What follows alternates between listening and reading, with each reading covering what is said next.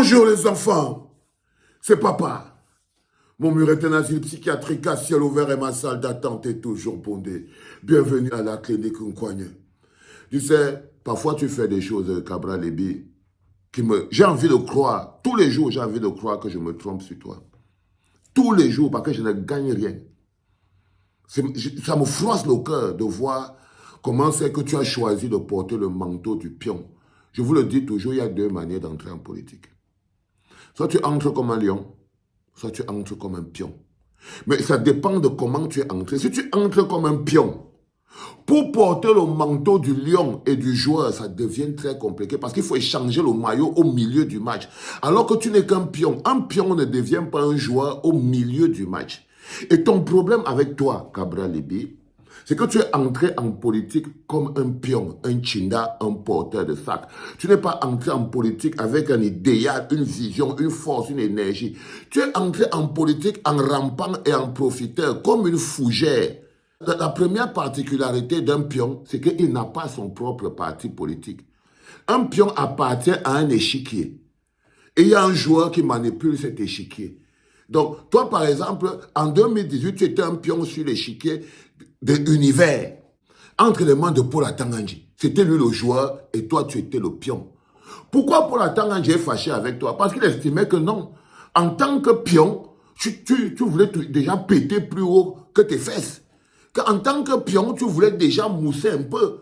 Et c'est pour ça qu'il te fait les problèmes. C'est pour ça que tu entends tout le monde dire que non, le problème avec Cabral Lébi, c'est qu'il ne respecte pas la parole donnée, il ne respecte pas les engagements. Tu avais respecté que tu seras un pion qui a un seul objectif, bloquer Maurice Kamto. Tu n'es même pas venu là pour bloquer soit l'opposition, soit ceci. Et c'est ça qui te pose problème aujourd'hui. Chaque fois que tu veux être un homme autonome, ils te rappellent que tu es un pion. Ils ont repris le damier univers. Ils ont repris ces damiers. Et ils t'ont redonné, même le vieux qu'on a dit que c'est Paul Atanganji toujours qui l'avait appelé pour lui dire que donne le parti à mon petit Cabral. C'est le petit, le vieux qu'on a qui dit ça. Atanganji encore venu te dire que bon, tu es mon pion. La dernière fois, tu as dérangé. Et tu déranges encore, il veut te punir très mal. Il t'a pris, il t'a mis sur l'échiquier du PCRN, donc le vieux qu'on a. Tu es arrivé là-bas, tu as encore oublié que tu n'es qu'un pion. Tu as encore oublié que tu n'es qu'un pion sur l'échiquier. Tu es entré en politique comme un pion. Tu es traité comme un pion par Paul Atanganji et tous les autres ministres qui te parlent n'importe comment. Parfois, ils viennent chez toi, ils exigent que tu fasses des sacrifices. Comme la dernière fois, quand il y avait les élections régionales et tout ça.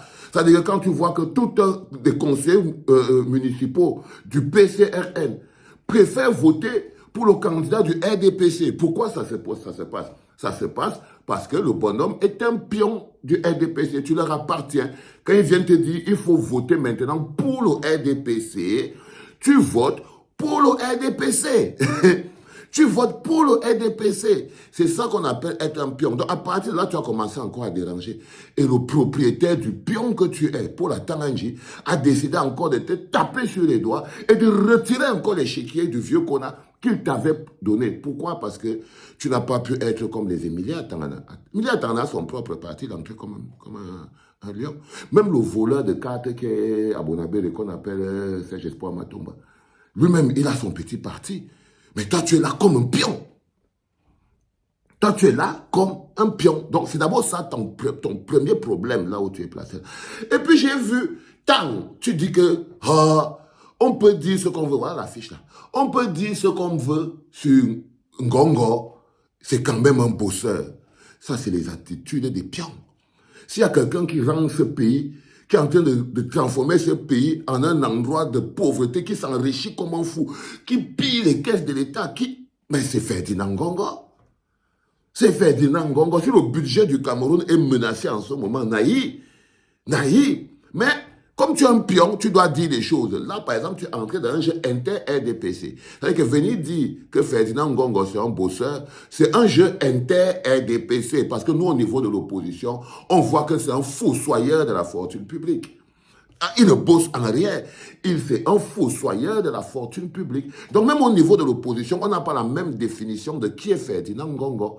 Pour toi, c'est un bosseur. Pour nous, les opposants, c'est un fossoyeur de la fortune publique. Tu vois ce que je veux dire? Donc, on arrive encore dans cette situation. Et puis, le dernier, alors, couloir, c'est quand j'ai vu que tu demandes un débat avec les autres candidats de l'opposition. J'ai demandé où est l'intérêt. Où est l'intérêt?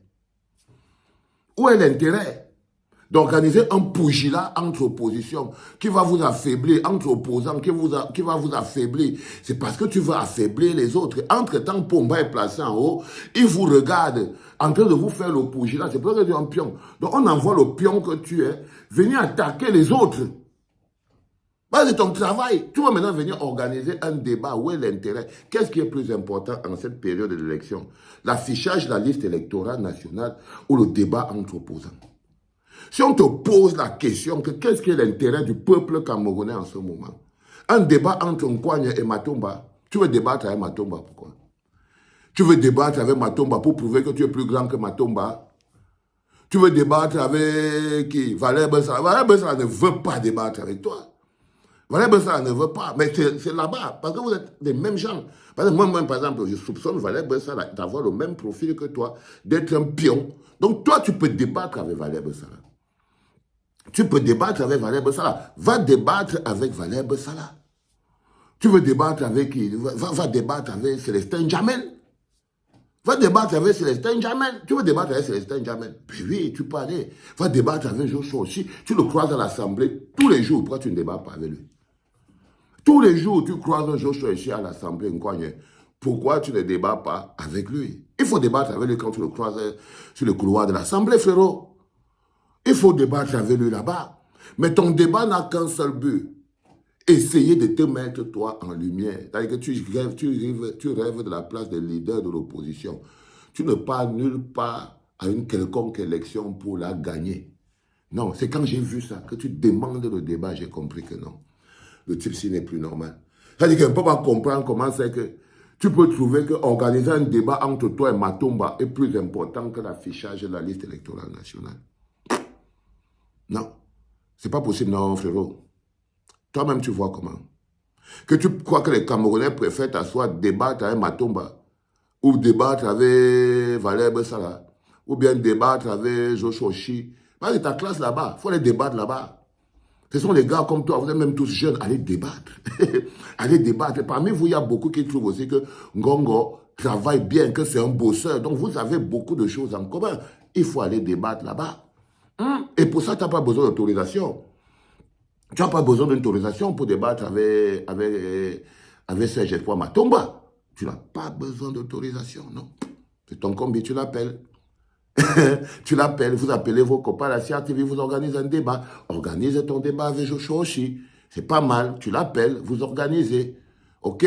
Mais faire la pleureuse là, comme si ça va changer la nature que tu es, c'est-à-dire l'opium. C'est-à-dire que toi là, tu ne vas connaître ton sort de manière claire lorsque Maurice Kamto aura gagné son bras de fer contre l'administration Paul Biya et les cours constitutionnels Minat. C'est là, parce que tant qu'ils ne se sont pas débarrassés de Maurice Kamto, ils ne vont pas te lâcher, ne t'inquiète pas. Ne t'inquiète pas, Cabral Libi. Ils ont un objectif, c'est débarrasser de Maurice Kamto. Tant qu'ils ne se sont pas débarrassés de Maurice Kamto, ils ne te lâcheront pas. Ils ne te lâcheront pas parce qu'ils ont besoin de toi pour venir faire le haineux sur Internet. Donc, ils vont te donner certainement un autre parti. Ok, peut-être que le PCRN est compromis. Mais si ça doit être pour affronter encore Maurice Kamto, ils vont te trouver un autre parti qui flotte là très rapidement pour que tu ailles te battre avec les enfants. C'est ça qui est la vérité. Pour le reste, j'ai trouvé quand même que non, frérot, va réfléchir. Hein?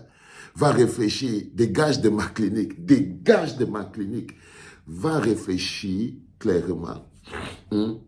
Qu'est-ce qui est plus important pour le peuple camerounais? Un débat entre Cabral et Matomba ou bien l'affichage de la liste électorale nationale? C'était pas pareil, les enfants.